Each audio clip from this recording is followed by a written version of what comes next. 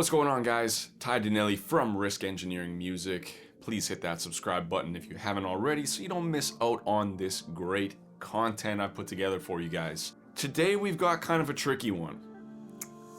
This topic is all about how to tell someone their quality sucks. Let's get into it.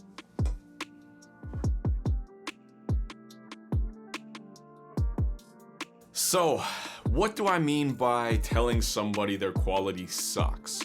I'm not talking about telling another engineer this by any means, more so talking about how to tell your clients their quality might suck.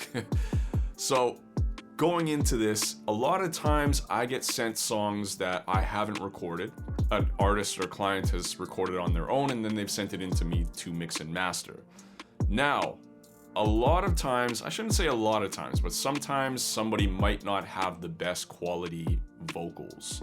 I'm sure that's happened to you guys a lot of times as well, where you just get something and it sounds like they recorded it in a bathroom with no insulation whatsoever, and it's just bouncing all over the walls and then going back into the mic.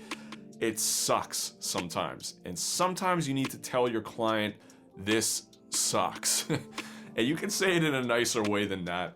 But being upfront with your clients, I think, is very important. That's something that I learned earlier on in my career. It's something that I still do to this day. If I'm sent vocals from somebody that has recorded on their own and I listen to them and I'm like, I can't even make this sound good, I will tell them that. And I'd prefer to be open and honest with people about this because, for one, they will gain more trust in you as an engineer, which is important. The more people trust you, the more they're going to come back to you. It makes life easier going back and forth with mixes and revisions and that kind of thing, because the more trust they have in you, the more they're going to feel comfortable that you just know what you're doing and what you're talking about. So, like I said, if somebody sends me some vocals and they're just so bad, I will tell them.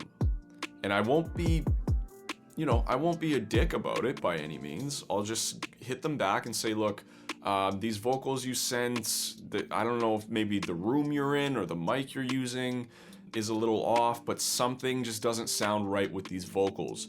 And I want to tell you this up front because I don't want you to have expectations that I can make this recording sound like a Drake record or something like that.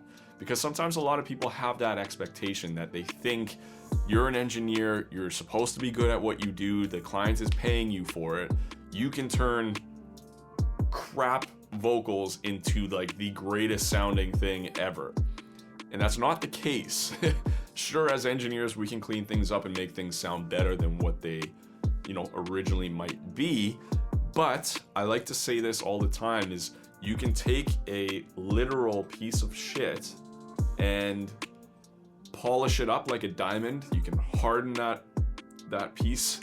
You can shine it up and get it looking really nice and much better than what it started as. But it is still a piece of shit at the end of the day. And people need to understand that. If you're sent vocals and they are just terribly recorded and you know there's not much you can salvage out of it, go back to your client and say, look, I just gave the vocals a listen and I just wanted to say, like, the room you're in sounds a little reverby. I don't know, maybe it's the mic you're using, maybe it's your interface, you have the gain too high so there's a bunch of distortion happening. But is there any way maybe you could re-record them? And if you do know it's maybe like an input thing, maybe they've got it too high or something like that, tell them, say, why don't you try recording, ask them what their interface is. As engineers, we typically know a little bit about interfaces and that kind of stuff, and just say, maybe have your preamp or gain down to this level, blah, blah, blah. Or maybe if you're recording in a really wide, big open room, try to take it maybe in the closet of your bedroom or something where there's clothes around and you can just kind of isolate the sound a little bit better. Instead of the sound bouncing around from wall to wall in your living room or your big open basement, try to take it into a smaller room. Because artists don't really know. They just kind of think like, hey, if I just have a mic and an interface, I can have great sounding vocals. But they don't know about the room acoustics. They don't know how to pair the right mic with the right interface and that kind of stuff. So as an engineer, it's important for us to explain that to our clients so that they know, look, this is kind of how you should be recording, or this is what you should pair with this or pair with that. So if you tell them that, they're gonna be like, oh man, like, thank you, I didn't realize, I'm sorry for sending you vocals like that, what can I do? And then again, you tell them, or you say, look, if you think you can't get that sound on your own, why don't you come in to record with me if you can, like if you're in the city or something like that. Tell them that. Say, hey, I'd love to have you down. It's no pressure. I know it's gonna be a little bit more money, but I think it would really benefit you and the song to actually come in and record it properly. It's just so we can give you that really professional sound. And people most of the time will take you up on that advice, and they'll either come down to record or they'll change some things around in their home studio or whatever to get it sounding a bit better. So it's okay to tell people that their quality is not good. As an engineer, we need to do that more. Again, it's going to build more trust with your clients, and you're just going to get a better outcome at the end of the day. I don't like taking poorly recorded vocals and trying my best to make them sound good when I really know, like, I can't even make them to a standard that I feel satisfied giving back to the client.